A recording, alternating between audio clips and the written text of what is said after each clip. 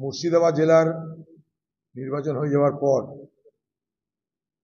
তৃণমূল দলের মধ্যে হতাশা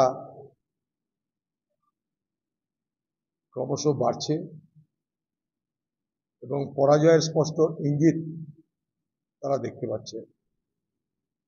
ফলে এখন থেকেই তারা প্রতিহিংসার রাজনীতি শুরু করেছে মুর্শিদাবাদের বিভিন্ন এলাকায়। তার মধ্যে সালার বাদ যায়নি। সালারে গত লোকসভা নির্বাচনের দিন কিছু বুথ তারা লুট করতে চেয়েছিল। আমরা তাদের সেই বুথ লুট করবার প্রচেষ্টাকে বানচাল করে দিয়েছি। কিন্তু তার মধ্যেও তারা কিছু মিথ্যা ভোট, প্রক্সি ভোট অর্থাৎ বেনামে ভোট তারা দিয়েছে। তার জন্য আমরা নির্বাচন কমিশনের কাছে নতুন করে ভোটের আবেদনও করেছি। সেটা এখনো বিচারাধীন, দেখা যাক কি হয়।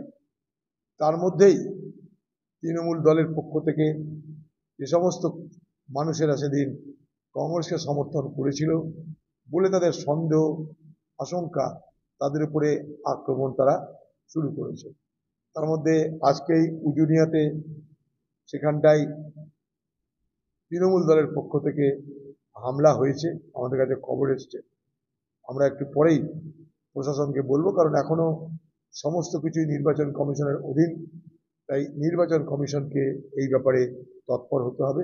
একটু পরেই আমরা ফরমালি অর্থাৎ লিখিতভাবে সব অভিযোগগুলো জানাবো। হ্যাঁ, তৃণমূলের সব ফার্মাররা বোমা মারছে। বোম ছাড়া পিস্তল ছাড়া আর কিছু হাতিয়ার নেই তাদের। এখানকার আরেকটা সব থেকে বড় সালার এলাকার আইন শৃঙ্খলা অবনতি ঘটছে ওখানকার সালারের আইসির জন্য। সালারের যে ওসি এত বেশি তৃণমূলের দালালি করেছে যে গোটা সালার এলাকার বাতাবরণটাকে বিষাক্ত করে দিয়েছে।